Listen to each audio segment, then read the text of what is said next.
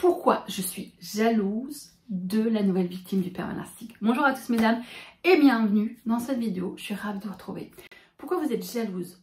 Tout simplement parce qu'il y a beaucoup d'émotions qui vont en fait s'entrechoquer au fond de vous. Vous ressentez un sentiment accru d'injustice. Parce que vous vous dites, cette personne en fait, elle me vole la personne, la meilleure version de la personne que j'aimais, à qui j'ai tout donné, qui m'a maltraité, manipulé, fait du mal. Et très souvent, on espère inconsciemment que l'homme qu'on a rencontré en début de relation, au sujet et à la période, due à la période love bombing qu'on avait rencontré dans notre relation, revienne. Et cet homme va vous raconter, des salades, vous faire passer pour la pire des folles. Mais malheureusement, vous êtes dans une situation où vous avez la colère, de la jalousie. Pourquoi il l'a choisi elle? Pourquoi il ne me parle plus? Pourquoi il m'ignore? Pourquoi il me laisse de côté? Ils ont l'air si heureux, si amoureux. Et au final, n'oubliez jamais une réalité fondamentale. Cette femme est tout autant une victime que vous. Parce que même si vous essayez de la prévenir, il y a des chances qu'elle ne vous écoute pas. Et justement, ce qui va se passer, c'est qu'aujourd'hui, vous avez certains besoins affectifs inconscients qui fait en fait que vous allez avoir en fait des échos suite à cette jalousie maladie et c'est ce qu'on va voir dans cette vidéo. Mais avant tout, vivre des relations toxiques, c'est pas quelque chose de sain. Vivre des relations, que ce soit avec ou sans pervers narcissique, ça peut pas continuer comme ça.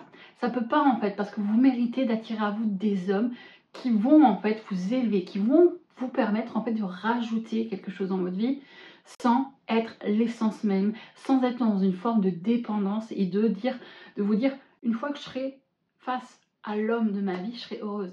Tant que vous allez avoir cette vision, tant que cette vision sera là et cette croyance, vous allez vous heurter à des hommes similaires, des comportements toxiques, des personnalités et des hommes qui auront les mêmes attitudes et vous allez, ce qu'on va appeler, rentrer dans des schémas inconscients, toxiques, répétitifs. Donc, je vous invite à vous abonner, à liker cette vidéo, à la partager et laisser un commentaire si cette histoire vous parle. Tout simplement, pour en revenir au sujet, c'est important que vous compreniez que vous êtes jalouse parce qu'il y a un sentiment d'injustice. C'est injuste en fait que cet homme vous quitte, c'est injuste qu'il trouve cette femme assez rapidement et que vous avez l'impression de ne pas avoir été à la hauteur, que vous avez l'impression que votre histoire n'a pas compté. Parce que très souvent, cette personne, au bout de 3 mois, 1 mois, est déjà en couple et vous avez l'impression, il l'affiche, cette personne, il est souriant et il lui dit que comme à vous, il vous a aussi dit que c'est l'amour de sa vie, à qui vous aussi, vous avez dit que vous êtes l'amour de sa vie, que toutes ses ex sont des folles, etc. N'oubliez jamais, quand un homme vous dit que toutes ses ex sont folles, c'est qu'il y a un seul sujet à voir. Faites attention, observez bien. Parce qu'aujourd'hui, si un homme vous dit que toutes ses ex sont des folles, c'est quelqu'un qui n'est pas capable de se remettre en question. Parce que dans une rupture, dans une relation, on a eu tous les deux des comportements toxiques. Ça, c'est la réalité. Et même si on ne veut pas l'admettre parce qu'il y a l'ego qui joue, c'est important à prendre en compte parce qu'une personne qui n'est pas capable de dire oui, j'ai merdé aussi, j'ai ma part de responsabilité, c'est une personne qui n'est pas capable de se remettre en question et qui ne va pas changer positivement, mais va toujours en fait demander que les autres s'ajustent à ses besoins, à ses croyances pour correspondre à l'image qui se fait d'une relation.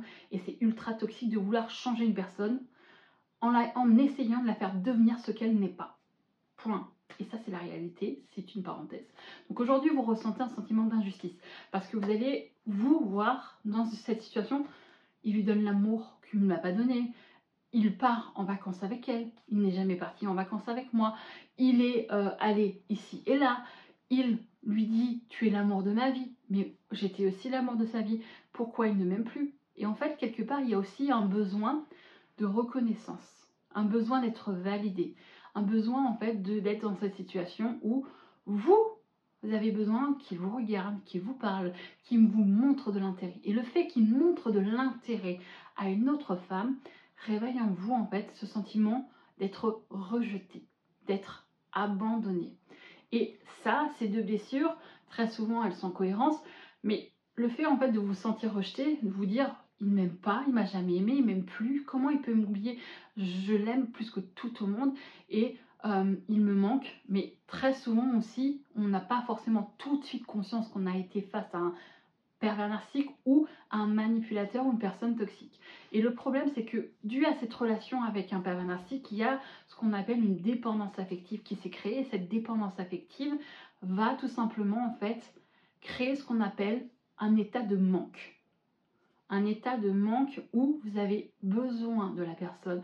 Le fait qu'elle n'est plus à vos côtés, qu'elle ne vous apporte plus de l'intérêt, même si elle vous faisait souffrir, vous espériez en fait que ça s'arrange. Vous avez essayé en fait, et ça c'est ce besoin de validation, de correspondre à ses attentes. Essayez de changer un maximum, essayez de faire les efforts nécessaires qu'il vous demandait. Mais en réalité, plus vous allez faire, plus vous avez fait, en fait il n'a jamais été satisfait.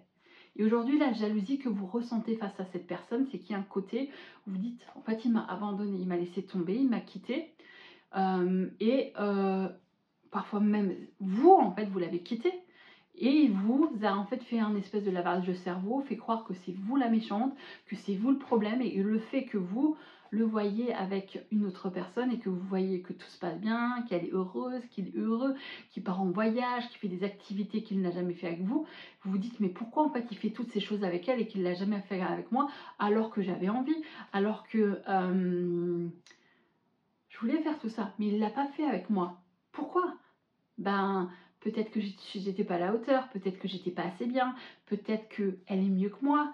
Et alors vous allez commencer en fait à vous comparer face à cette personne. Vous allez commencer à vous dire, elle est plus mince, elle a ceci, elle a cela, etc. Vous allez en fait commencer à vous comparer physiquement, comparer la façon en fait dont elle va en fait interagir par rapport au posts Instagram, Facebook, etc. Vous allez un peu regarder. Mais en fait, plus vous allez regarder et plus vous allez vous faire du mal. Donc aujourd'hui, ce qui va être important et qui va être vraiment important, c'est de vous concentrer sur vous. Vraiment. Aujourd'hui, si vous continuez en fait à stalker ce qu'elle fait ou ce qu'ils font, tout simplement, vous allez continuer à vous faire du mal. Vous allez ressentir de la colère, l'injustice, etc. Et en réalité, ce qui va être important et nécessaire à prendre en compte, c'est que pour pouvoir sortir de ça, on va travailler sur soi. On va travailler sur le fait de se dire, ok, on peut y arriver. Mais il va falloir travailler pour sortir de la dépendance affective et donc de l'addiction émotionnelle. Donc aujourd'hui, ce qui est important pour sortir déjà de l'addiction émotionnelle, c'est de trouver en fait une méthode. Il y a plusieurs méthodes pour échapper, pour évacuer le stress lié à l'addiction. Donc on va commencer par une thérapie que j'utilise, qu'on appelle la thérapie par l'écrit dans mes coachings, que je propose à mes clients. C'est en fait d'écrire un journal intime, mais plus précisément en se concentrant sur ce qu'on ressent. Pourquoi je suis jalouse? Exemple, je suis jalouse parce que je me sens rejetée. Je suis jalouse parce que il me regarde plus, il m'écrit plus, il m'ignore. Il fait des trucs avec elle qu'il n'a jamais fait avec moi. Je me sens pas intelligente, j'ai plus confiance en moi, etc. Creusez l'émotion. Allez jusqu'au bout, même si ça fait mal. Parce qu'aujourd'hui, l'important, c'est de comprendre pourquoi. J'étais jalouse, je suis jalouse. Est-ce que je suis jalouse de cette fille? Oui. Pourquoi? Pourquoi? Qu'est-ce que je ressens? Est-ce que je me sens abandonnée? Oui, il n'est plus avec moi, je me sens seule, je me sens perdue. J'ai l'impression d'être complètement en manque, j'ai l'impression que je ne serai jamais heureuse, que je ne suis pas à la hauteur, etc. Rentrez dans le détail. Il y a aussi une autre méthode qui va être en fait jumelée avec celle que je donne, c'est apprendre en fait à évacuer le stress par rapport à des activités sportives, aller marcher, aller aussi parfois faire de la méditation, du yoga, trouver une activité qui vous apporte du bien-être. Et je sais que moi, en fait, le moment où on va se retrouver sous nos draps, sous notre couette, on va cogiter. Donc, ce qui va être important, c'est aussi d'apprendre à gérer le stress avec de la méditation. Méditer, faire des exercices pendant la méditation de cohérence cardiaque où on inspire, on expire. Justement, ça va vous permettre en fait d'évacuer. Parfois, vous allez peut-être vous mettre à pleurer, c'est déjà arrivé dans mes coachings. Mais ce qui est important dans la cohérence cardiaque et dans la respiration, d'inspirer, d'imaginer, d'inspirer de la positivité et de rejeter en expirant ce qui est le poids, ce qui est difficile. Et ça va déjà en fait vous permettre de vous canaliser. Donc aujourd'hui, ce qui est important, c'est d'apprendre à travailler sur cette anxiété. Donc l'écriture, les émotions qu'on ressent dans la journée. Si on a eu des moments où on était bien, on peut l'écrire, c'est important. Pourquoi j'étais joyeuse? Pourquoi cette activité m'a apporté du bien-être? Je me suis sentie bien, j'ai fait quelque chose qui était vraiment bien pour moi, que j'ai laissé de côté, que j'adorais faire, la danse, le chant, l'écriture, le sport, voir mes amis, rencontrer du monde, etc. Vous devez aussi, dans ce journal, inscrire les moments, comme je dis, je ne l'ai pas précisé, les moments qui vous font du mal, où vous souffrez, et les moments qui vous apportent du bien-être. Et en fait, on va travailler sur le fait de commencer en fait à incorporer du bien-être dans nos journées. Qu'est-ce qui peut m'apporter du bien-être? Donc on va prendre une liste, faire du sport, la méditation, écrire, voir mes amis, faire et essayer une nouvelle activité, me mettre un objectif en place à atteindre, que ce soit un exemple, aller voyager dans tel et tel état, aller faire du sport, perdre du poids, prendre du poids, qu'est-ce que ça pourrait être? Retrouver une chorale parce que j'aime bien chanter, un exemple si vous aimez bien chanter, etc. Refaire en fait des soirées entre amis, poker, etc. Il y a plein de choses que vous le savez au fond de vous que vous avez laissé de côté pour cette relation, renouer avec vos anciens amis, etc. C'est important. Donc aujourd'hui, apprendre à gérer ses émotions, à comprendre ce qui se passe au fond de nous, ça se fera pas en fait du jour au lendemain, on va se sentir bien, on va être alright tous les jours.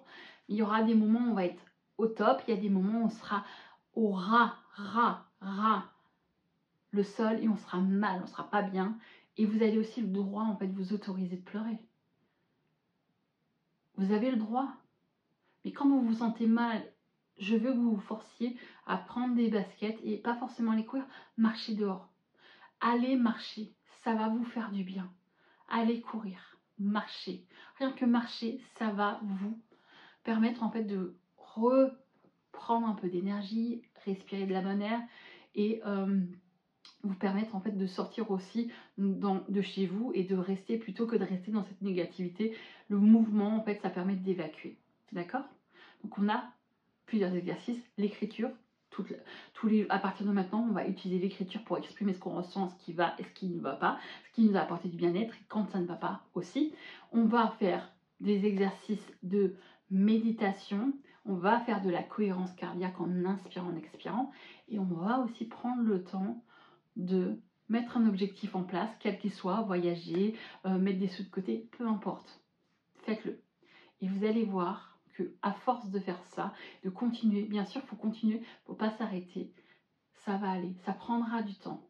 Ça va pas être facile. Et parfois, tout seul, c'est compliqué. Donc, si vous voulez vraiment sortir de ça et prendre votre vie en main, vous pouvez me contacter et je serai ravie de pouvoir vous accompagner et d'être une épaule sur laquelle vous pouvez compter. Et quant à moi, j'espère que cette vidéo vous a appris des petites choses.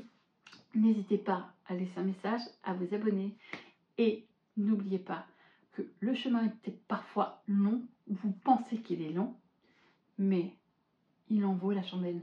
Parce qu'une fois libéré de cette emprise et de cette dépendance affective, vous allez reprendre votre vie en main et vous dire qu'aujourd'hui, plus jamais, vous allez rencontrer ce type d'homme et qui n'a rien à faire dans votre vie. Et vous allez trouver l'amour de votre vie, mais ça sera la cerise sur le gâteau et non l'essence même de votre bonheur. Parce que le bonheur, ça commence par qui? Vous. Bien à vous, mesdames. Je vous dis bye bye et à la prochaine.